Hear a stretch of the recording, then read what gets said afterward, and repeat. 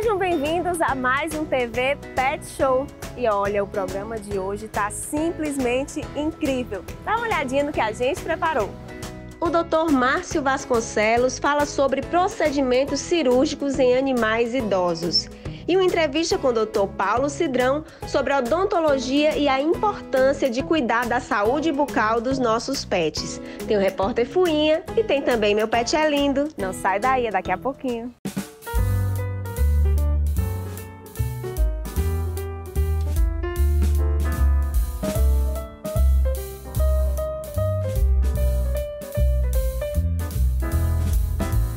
Em 2022 começou de forma muito especial para a gente. A gente conseguiu implantar em Fortaleza a tomografia computadorizada com um tomógrafo potente que consegue exames de forma mais rápida. A grande vantagem da máquina, nessa nova máquina que chegou, é que realmente ela reduz bastante o tempo de anestesia, trazendo uma segurança para o paciente e um conforto para o anestesista. Esse aparelho ele foi desenvolvido principalmente para detectar doenças raras, como tumores minúsculos, porque ele tem uma resolução de imagem muito grande. A tomografia computadorizada é uma realidade e ele está disponível para os nossos clientes.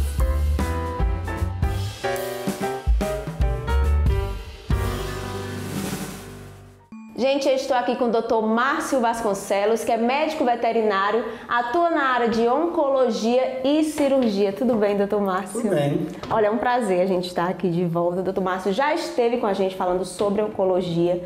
Só que agora, doutor, tantas dúvidas surgiram nessa questão da cirurgia, só que principalmente em cães idosos. Eu acho que os nossos animais estão vivendo mais.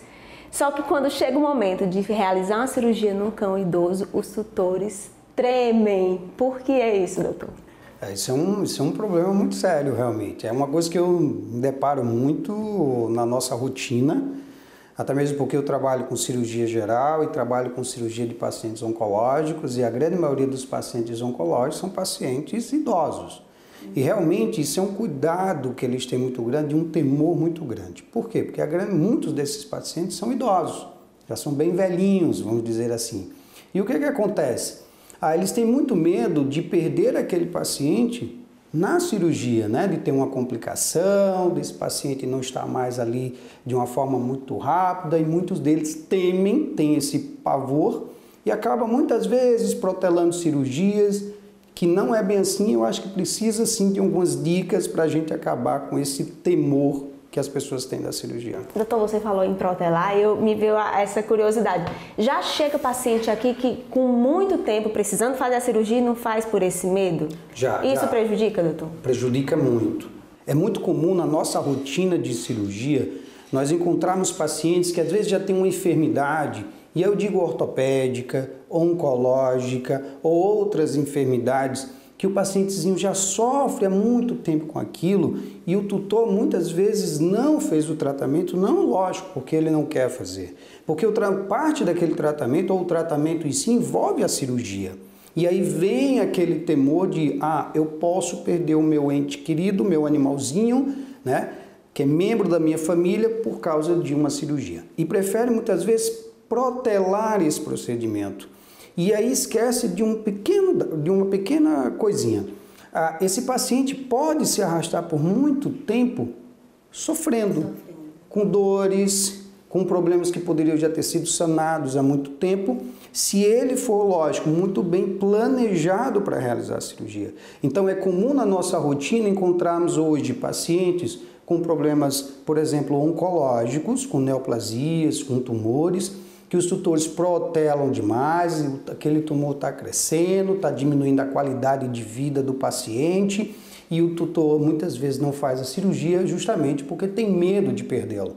Mas o paciente está ali, lógico, dia após dia, com aquele sofrimento e vai se arrastando com o problema, Mas isso tem como ser resolvido quando ele é muito bem planejado, esse paciente. Por falar em planejamento, doutor, é diferente esse processo de antes da cirurgia ou pós-cirurgia com o animal idoso? É diferenciado? Como é que se dá esse processo, doutor? De um modo geral, eu sempre digo que qualquer paciente que vá fazer uma cirurgia, ele necessita ser planejado.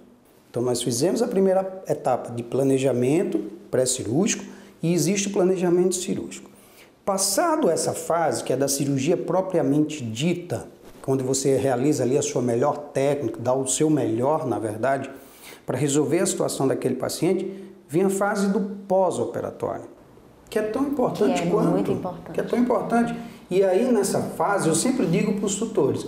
Entra o comprometimento do tutor. Aí é muito dele, porque não adianta você fazer a melhor técnica, o melhor preparo, o melhor planejamento, se, quando depender do tutor, isso muitas vezes em casa, no ambiente dele, aquele paciente não for feito as recomendações que foram ditas quando ele foi para casa.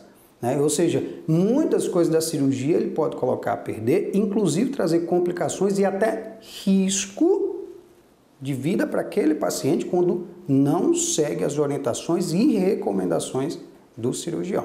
Então, esse é um passo a passo. Quando a gente segue esse passo a passo direitinho, nós minimizamos os riscos e confirmo que a possibilidade de sucesso é muito grande. Doutor, vou fazer uma pergunta. Eu tenho certeza que você só vai ter uma ressalva, mas a pergunta é a seguinte. Baseado em todos esses cuidados, você sempre aconselha a opção da intervenção cirúrgica? Essa é uma boa pergunta e, assim, a palavra sempre é uma palavra muito forte. Por isso que eu disse que ia ter uma ressalva. Então, assim, não, nem sempre nós indicamos. Esse passo a passo que eu te falei, muitas vezes, nós temos que ponderar. É o que vai dizer se... Sim. Se você fez esses exames, todo um acompanhamento no paciente, muitas vezes esse acompanhamento, ele é envolvido com outros profissionais, cardiologistas, nefrologistas, clínicos gerais e tudo. E se você colhe essas informações e descobre com essas informações que o risco cirúrgico é muito maior do que o procedimento em si que vai ser realizado, muitas vezes nós desconsideramos a realização da cirurgia e vamos iniciar outros tipos de tratamento. E aí você vai buscar alternativas, tá? Paliativas, algumas vezes, para minimizar o sofrimento daquele paciente e não correr o risco da cirurgia. Tá? Mas isso também, para que nós possamos tomar essa decisão, isso tem que ser embasado em alguma coisa. É só a idade? Não. A idade não é um fator limitante. Muitas vezes eu quero deixar claro que paciente idoso não é um paciente doente, tá?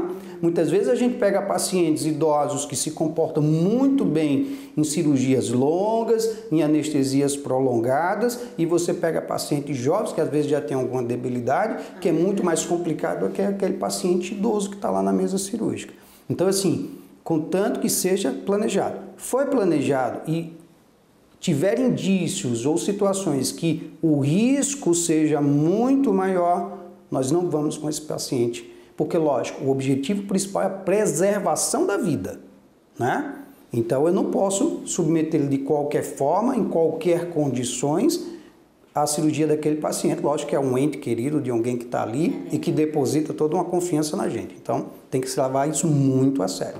Olha, entrevistar o Dr. Márcio é receber uma verdadeira aula, por isso que a gente vai continuar no próximo bloco, porque eu ainda estou cheia de curiosidade aqui, a gente tem que aproveitar o tempo do doutor. Até já!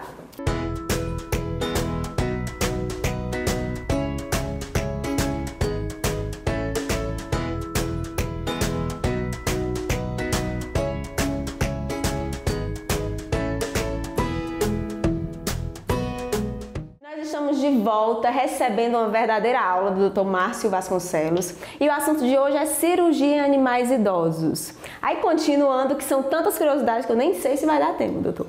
Mais uma pergunta. Quando o animal tem mais de um procedimento a fazer, o senhor aconselha fazer isso no mesmo evento, com a mesma anestesia, ou tem que ter todo esse cuidado com o tempo de anestesia?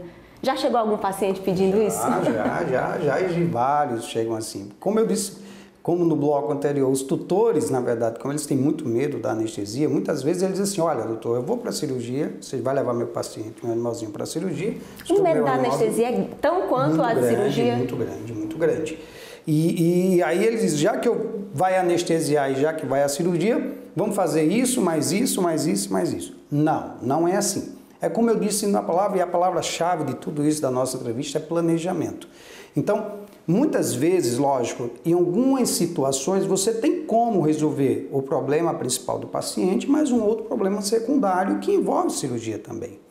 Mas é como eu disse, a preservação da vida é mais importante. Isso é um planejamento. Então, esse paciente, muitas vezes eu digo para o tutor, olha, tutor, é melhor nesses casos nós fazermos um procedimento agora, com um tempo curto de anestesia, com muita segurança. Esse paciente voltar num segundo momento, fazer uma nova anestesia, com outro planejamento e mais seguro. Por quê? Porque também não é interessante você manter muitas vezes esse paciente, principalmente são pacientes já velhinhos, idosos, muito tempo em plano anestésico.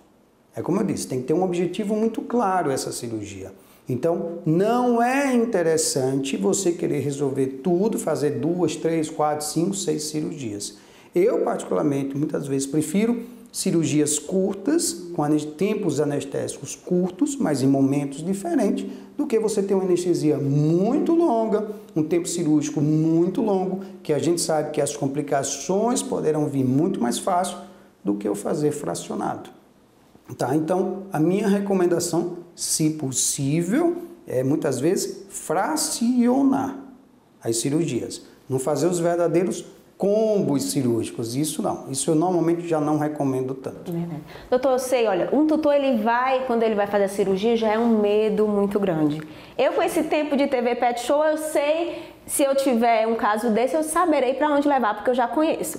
Mas quem não conhece, como é que o senhor aconselha eu me atentar a qual local levar, o que é que o local deve ter, que indicações eu devo buscar? Porque é uma coisa muito séria, né, doutor? Sim. Eu acho que é o que eu digo para todos os tutores quando chegam no consultório. Você está levando um ente querido, alguém que é parte da sua família. Hoje esses animais vivem no nosso meio como verdadeiros filhos, né? Como parentes, na verdade. E quando vocês forem escolher o local onde você vai, lógico, entregar o seu animalzinho, o seu ente querido para uma equipe, você tem que ter cuidado primeiro no local. Se o local é um local limpo, agradável, que segue as recomendações de biossegurança, por exemplo, de segurança de um modo geral, se esse local apresenta uma boa equipe, e quando eu digo equipe, não existe o profissional, o mesmo que anestesia, o mesmo que faz cirurgia, o mesmo que cuida.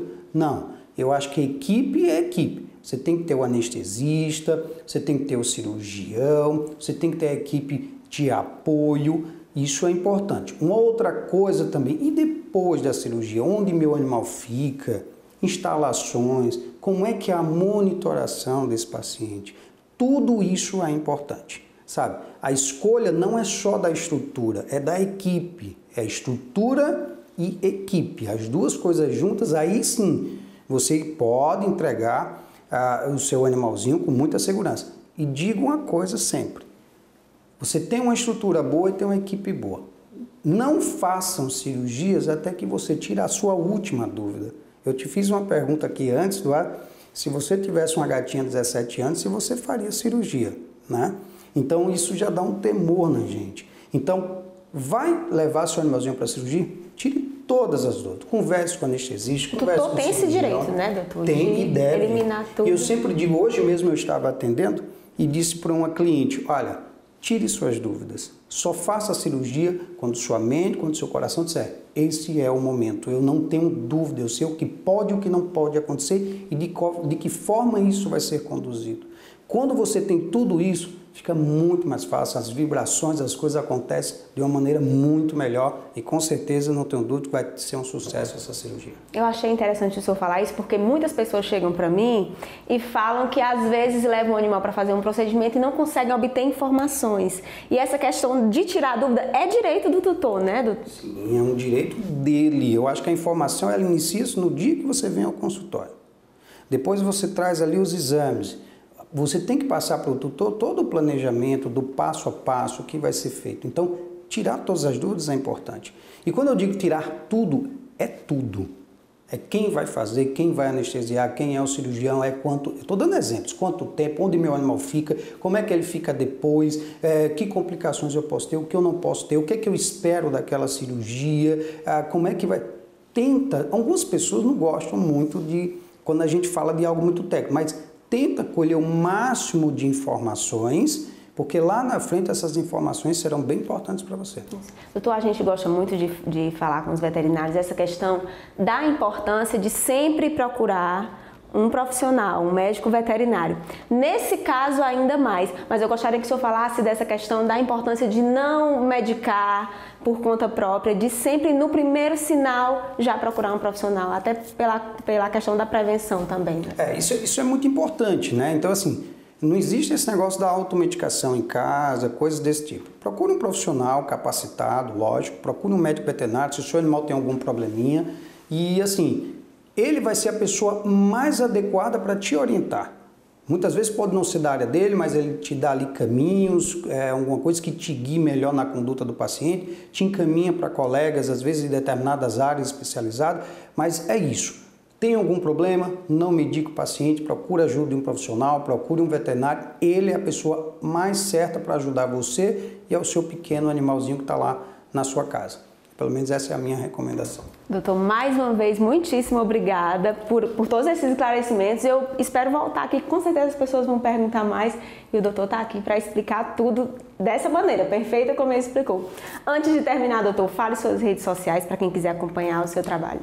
É interessante, assim, para aquelas pessoas que gostam de cirurgia, da oncologia, que é o ramo que eu atuo, a especialidade que eu atuo, segue lá no Instagram, Dr. Márcio, que é ali doutor, Dr. Márcio Vasconcelos, com 2 L's, tá? Também existe as redes sociais da Vet Clinic Oncologia, da Vet Clinic 24 Horas, que é o hospital que fica na Parangaba, e a clínica especializada de oncologia, que fica no Shopping Salinas, na Washington Soares. Sigam lá, tem muito conteúdo interessante, muita foto, muita coisa para vocês aprenderem, e é isso aí.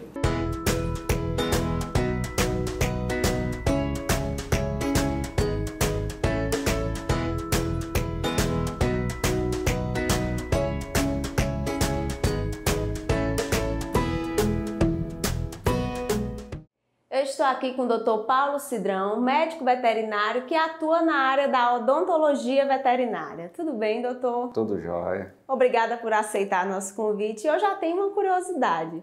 Fiquei sabendo que você é dentista de humanos e depois de alguns anos resolveu fazer veterinária. Por que decidiu mudar de área ou acrescentar essa área na sua profissão? Doutor? Primeiramente, a minha paixão pelos pets, né?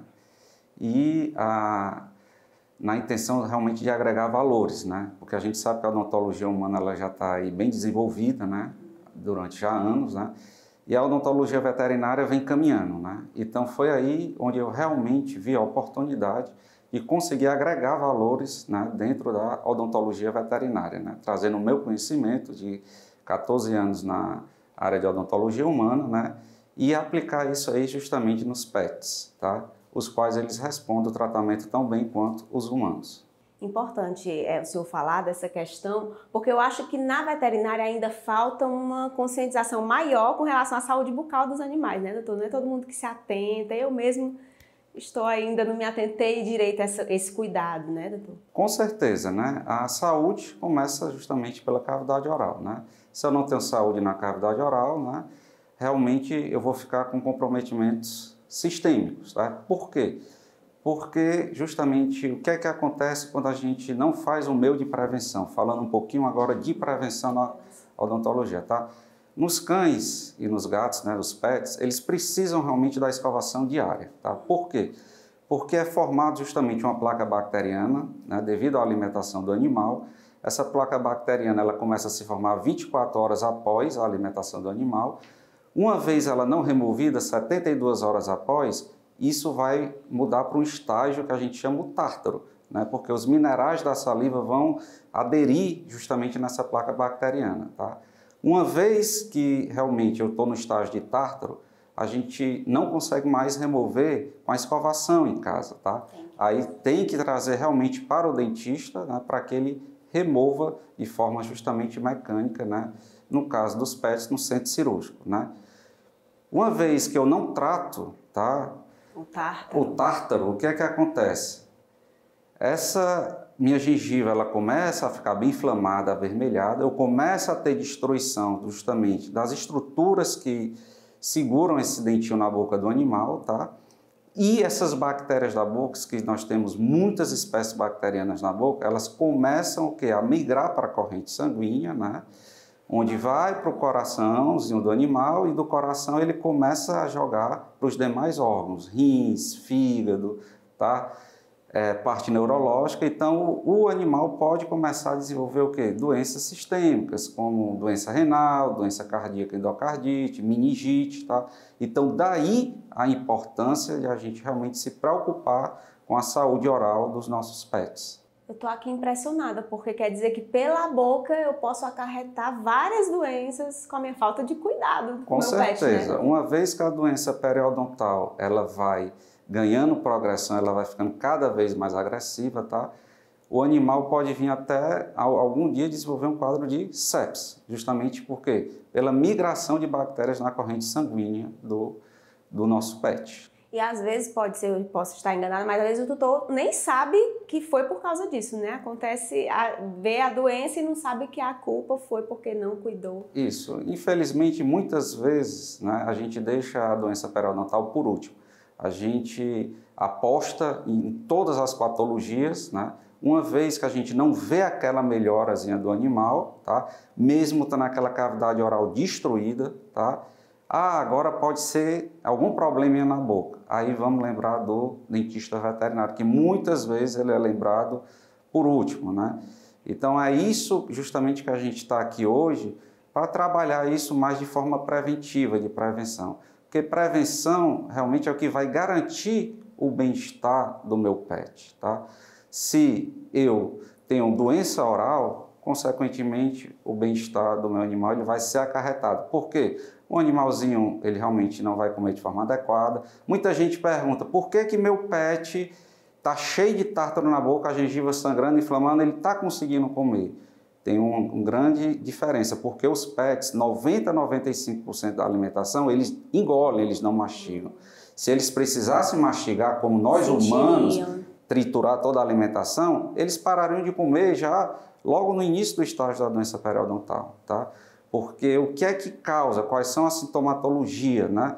O animalzinho, ele começa a ficar mais paradinho, fica prostradinho, tá? Ele começa a diminuir a alimentação, tá? E também começa a apresentar justamente outros quadros de doenças trato gastrointestinais, tá? Começa a ficar nauseado por desenvolvimento de gastrite, por conta de toda essa placa bacteriana na corrente sanguínea. Doutor, eu estou aqui tão impressionada e até me sentindo um pouco culpada porque eu realmente não tenho essa atenção com o meu gato, né? E acredito que muita gente em casa, então, eu acredito que essa matéria vai ser muito importante, todo mundo vai querer, vai surgir dúvidas, e eu já deixo aqui um compromisso para o senhor firmar com a gente e voltar para responder as nossas dúvidas. Com certeza. Antes de encerrar, doutor, gostaria que você falasse as suas redes sociais, mas tem uma coisa que eu fiquei muito impressionada, que eu acho que poderia, uma coisa que o senhor falou, né? A escovação diária, que eu acho que isso pouca gente faz. Eu realmente não faço. Então, tudo começa pela escovação diária, né, doutor? Isso. Se realmente você quer garantir a saúde do seu pet, né? Como eu já disse, a saúde começa pela boquinha, tá? Então, realmente tem que ter a escovação diária, uma vez ao dia, tá? Com creme dental sempre veterinário, porque o flúor ele é tóxico para os animais, tá? Com o auxílio justamente de uma escova adequada, uma escova macia, extra macia, com cerdas adequadas, tá? Por quê? Porque se eu adquiro uma escova não adequada, ela vai o quê? Vai machucar as gengivas do meu animal, vai provocar sangramento, e se ele já não me deixava escovar, é que ele não vai deixar escovar. Por que é que os pets não gostam de escovar os dentes? Porque eles têm muita cosca na gengiva. Então eu tenho que adequar aos poucos. Quando eu devo começar essa escovação dentária? Tá? A partir dos 2 meses de idade, quando eu estou com a dentição decídua, tá? Para poder começar a acostumar, ele se acostumar com a escova e o creme dental, tá? Para quando vier a troca para os dentes permanentes, que são os dentes definitivos, que acontece a partir dos 4 meses de idade, ele já esteja adequado, né, para poder receber essa escovação. Doutor, mais uma vez, muito obrigada por essas informações. Antes de encerrar, suas redes sociais para quem quiser acompanhar seu trabalho. Pronto, qualquer dúvida aí, minha rede social é @paulocidrão, né? E temos aqui, estou aqui diariamente na Pet Clínica, né, onde a nossa rede social aqui é @petclinic. Obrigada, doutor.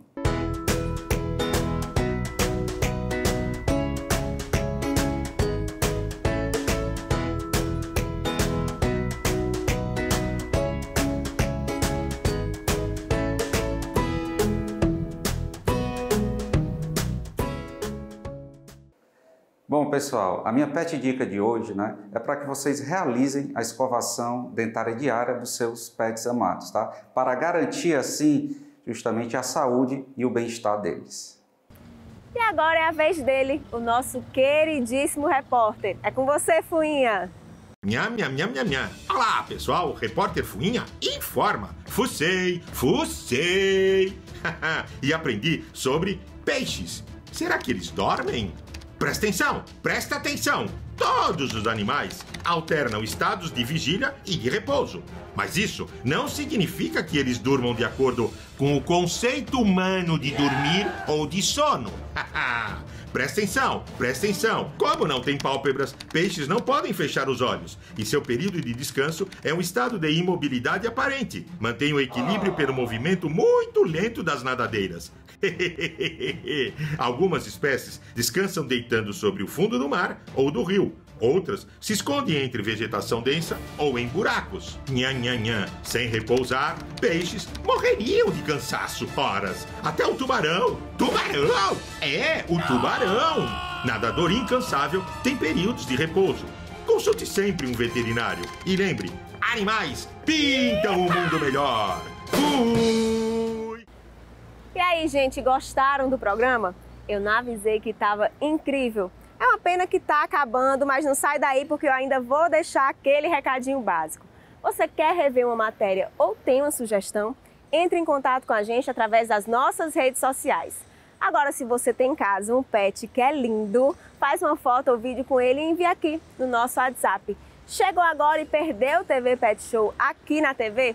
Sem problemas, dá uma olhadinha no nosso canal no YouTube, @TV Pet Show. Tem tudo lá para você.